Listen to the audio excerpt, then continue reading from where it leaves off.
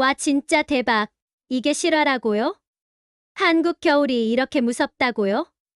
제가 한국에 처음 유학 왔을 때 했던 말입니다.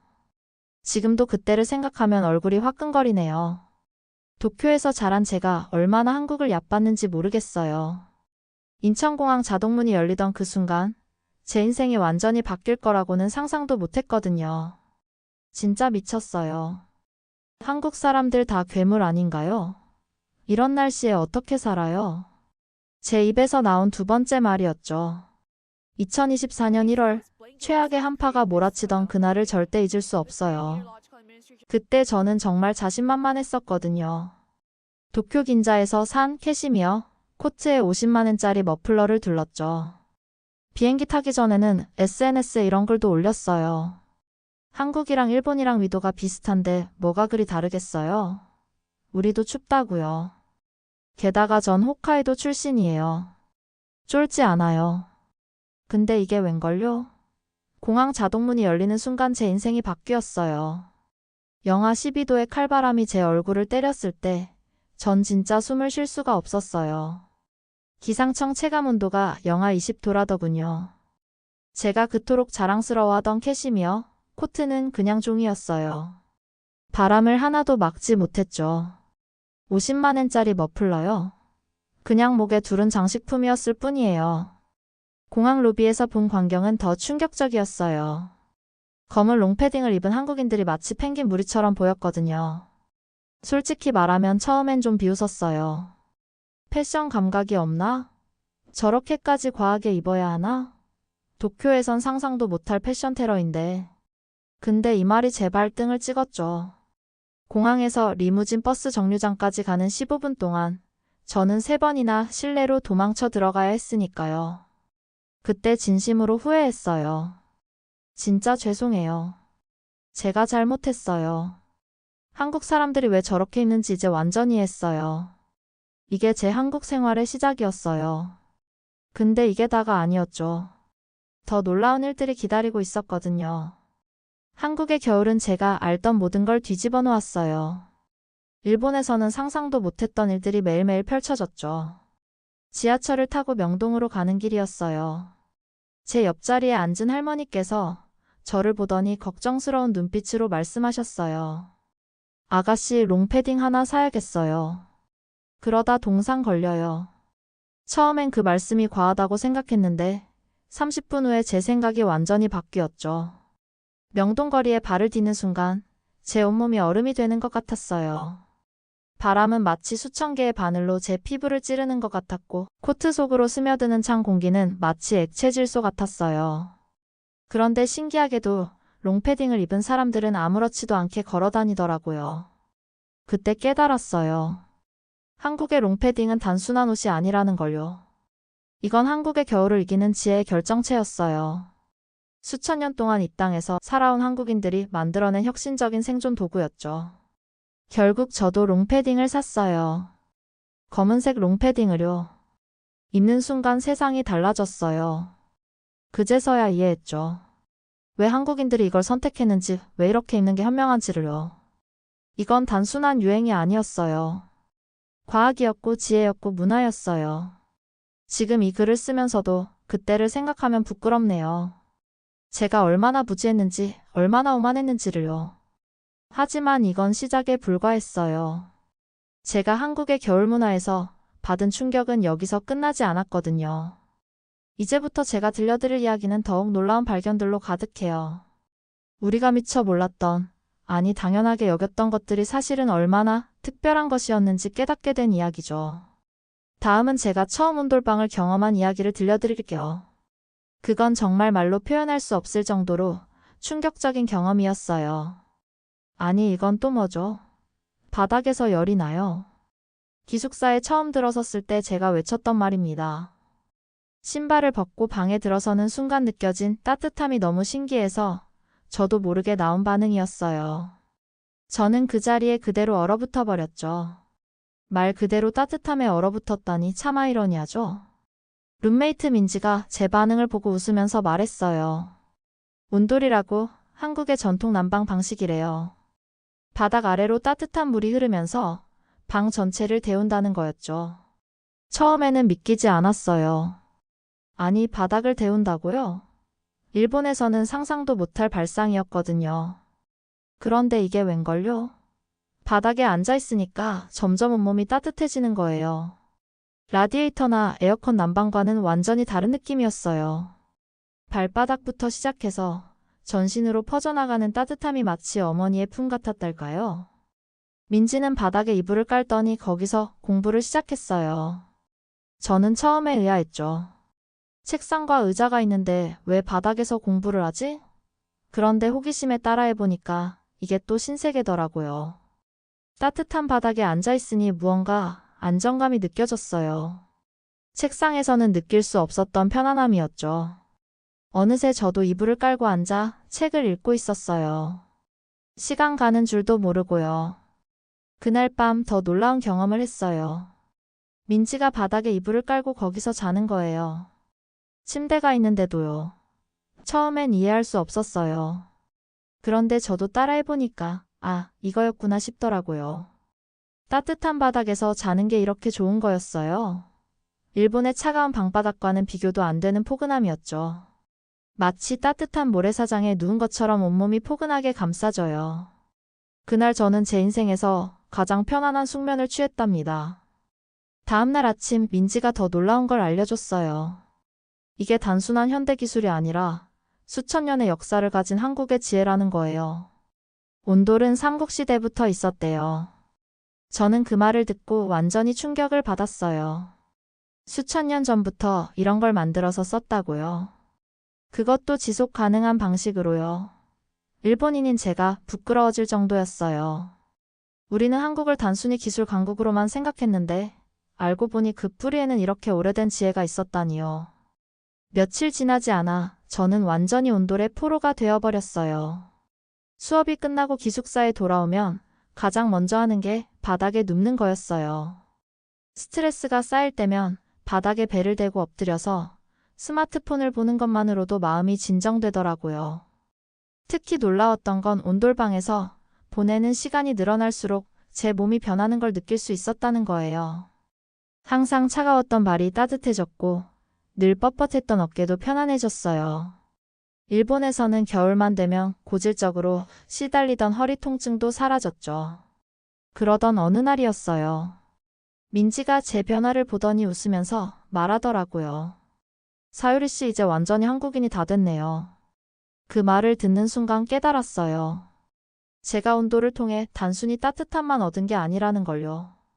저는 한국인들의 생활 방식, 문화, 그리고 지혜를 이해하게 된 거였어요.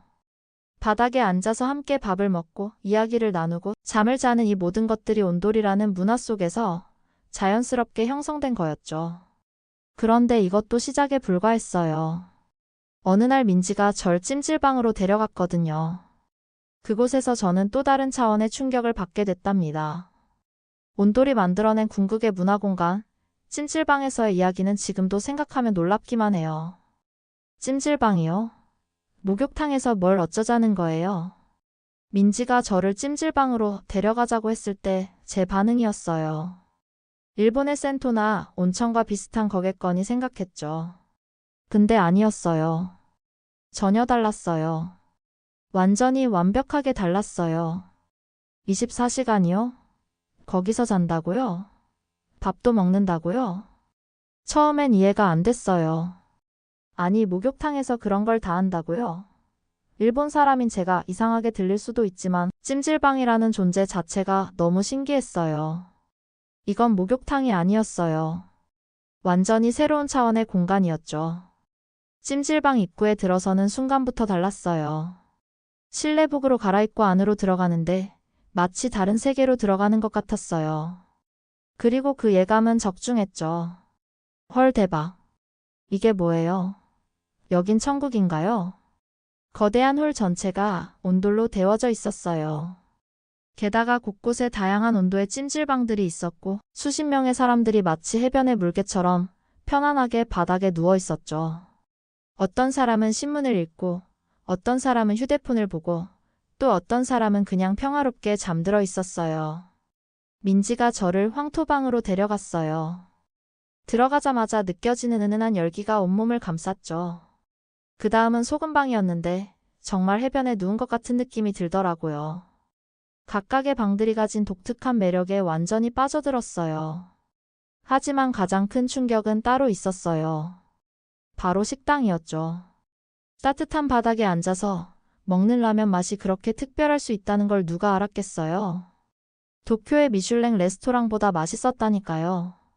옆자리의 할아버지가 절 보더니 삶은 계란을 이마에 대고 깨는 묘기를 보여주셨어요. 저도 따라 해보려다가 이마에 계란 껍질이 박히는 실수를 했죠.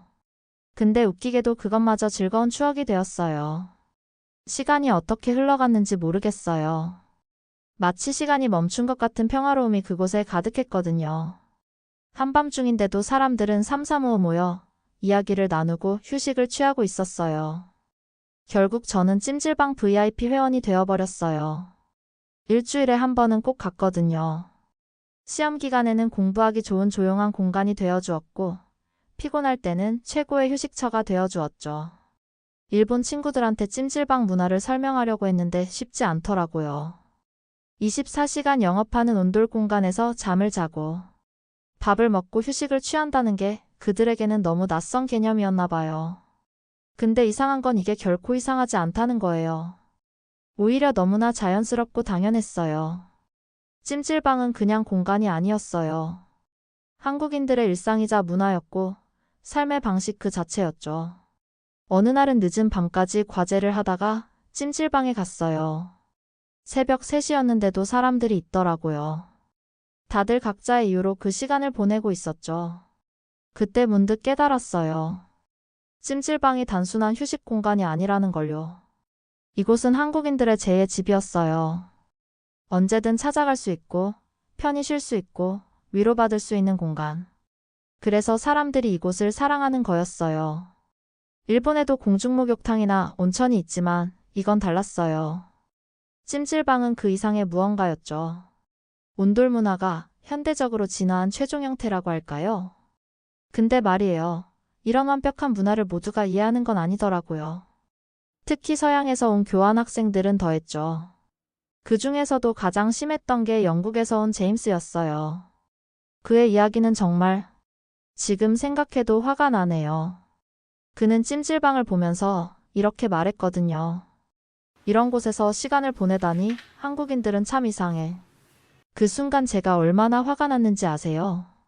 일본 사람인 제가 한국 문화를 대신 변호하게 될 줄은 꿈에도 몰랐는데 말이에요.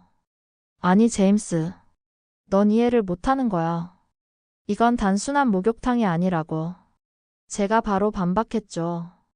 근데 그의 다음 말이 저를 더 화나게 했어요. 바닥을 데워서 전기를 낭비하고 하루 종일 이런 곳에서 빈둥거리다니. 서양의 라디에이터 시스템이 훨씬 효율적이지 않나? 게다가 이런 곳에서 잠까지 자다니 정말 비위생적이야. 순간 제 머릿속에서 뭔가가 탁 하고 끊어졌어요. 비위생적이라고요? 전기 낭비라고요? 그는 아무것도 모르면서 말하고 있었어요. 온돌의 역사도 찜질방의 의미도 한국 문화의 깊이도 전혀 이해하지 못한 채로요. 저는 깊게 심호흡을 하고 차분히 설명하기 시작했어요. 제임스, 너 혹시 알아? 온돌은 수천 년의 역사를 가진 과학이야. 바닥 난방의 에너지 효율이 더 높다는 건 이미 수많은 연구로 증명됐어. 라디에이터는 공기만 데우지만 온돌은 전체 공간을 균일하게 데우거든. 그리고 찜질방이 비위생적이라고? 매일 철저하게 관리되는 이곳이 얼마나 깨끗한지 알아? 오히려 건강에도 좋아서 의사들이 추천하기도 한다고. 제임스는 잠시 말을 잃었어요. 그래도 여전히 고개를 저으며 말하더군요. 그래도 이해가 안 돼. 왜 집에서 자도 되는데 여기서 자는 거야? 그래서 제가 다시 설명했죠. 이건 단순한 잠자리가 아니야. 이곳은 커뮤니티야.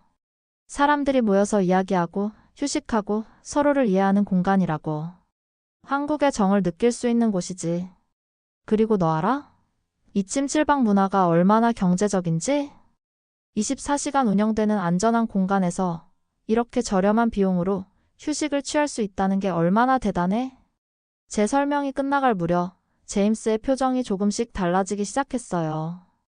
특히 제가 찜질방에서 공부해서 토익 점수를 200점이나 올렸다는 이야기를 했을 때는 정말 놀라더군요. 며칠 후 저는 기숙사 카페에서 재미있는 광경을 목격했어요. 제임스가 몰래 찜질방 이용권을 검색하고 있더라고요. 그리고 그 다음 주 그가 찜질방에서 잠들어 있는 모습을 발견했죠. 나중에 그에게 물어봤어요. 어때? 이제 이해가 되니? 그러자 그가 수줍게 웃으면서 대답했어요. 인정할게. 이건 정말 대단한 문화야. 이런 걸 몰랐다니 내가 좀 부끄럽네. 그 순간 저는 묘한 자부심을 느꼈어요. 제가 한국 문화의 우수성을 다른 외국인에게 설명하고 이해시켰다는 게 너무 뿌듯했거든요. 일본 사람인 제가 한국 문화의 전도사가 되다니 참 신기한 일이죠. 그 후로 제임스는 완전히 달라졌어요. 찜질방 단골이 되더니 나중에는 자기 나라 친구들에게도 한국의 찜질방 문화를 열심히 소개하는 거예요. 심지어 졸업논문 주제도 한국의 공공휴식 문화가 현대인의 정신건강에 미치는 영향으로 정했다고 하더라고요. 이렇게 한국의 겨울 문화는 또 한 명의 팬을 얻게 됐어요. 처음에는 이해하지 못하고 비판했던 사람이 이제는 열렬한 지지자가 된 거죠. 마치 제가 그랬던 것처럼요. 그런데 말이에요. 이게 끝이 아니었어요. 제가 한국의 겨울 문화에 완전히 매료되는 진짜 이유는 따로 있었거든요. 바로 제가 일본으로 돌아갔을 때 일어난 일 때문이에요. 차가워요. 너무 차가워서 견딜 수가 없어요. 일본으로 돌아온 첫날 밤 제 방에서 한 말입니다. 동경의 제 원룸은 전혀 변한 게 없었어요. 제가 늘 쓰던 방이었고 익숙한 공간이었죠. 그런데 왜 이렇게 낯설고 불편하게 느껴지는 걸까요? 바닥이요. 바닥이 차가웠어요. 집에 도착하자마자 신발을 벗고 방으로 들어가는데 발바닥을 통해 전해지는 차가움이 저를 멈춰 세웠어요. 그동안 한국에서 매일 당연하게 누리던 따뜻한 바닥의 온기가 사라진 거예요. 마치 제 일부가 없어진 것 같은 허전함이 느껴졌죠. 에어컨을 틀면 되겠지. 하지만 아니었어요.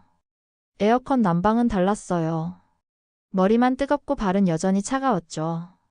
두꺼운 양말을 3겹이나 신어봤지만 소용없었어요. 이불을 깔고 앉아보려 했지만 금세 바닥에 냉기가 전해졌고요. 그날 밤 저는 잠을 이루지 못했어요. 계속해서 한국의 온돌방이 생각났거든요. 따뜻한 바닥에 누워 유튜브를 보던 순간들, 친구들과 둘러앉아 라면을 먹던 시간들, 찜질방에서 밤새 수다 떨던 기억들. 그 모든 것이 제 마음을 더욱 허전하게 만들었죠. 다음 날 아침 저는 충동적인 결정을 했어요. 인터넷으로 한국의 전기장판을 주문한 거예요. 배송비가 제품 가격보다 더 비쌌지만 그땐 그게 중요하지 않았어요. 제게는 그 따뜻함이 절실했으니까요. 어머니는 제 행동을 이해하지 못하셨어요. 사유리 너 미쳤니? 바닥을 데운다고? 위험하지 않을까? 하지만 전 설명했어요. 한국의 온돌 문화가 얼마나 과학적이고 안전한지, 얼마나 효율적이고 건강한지를.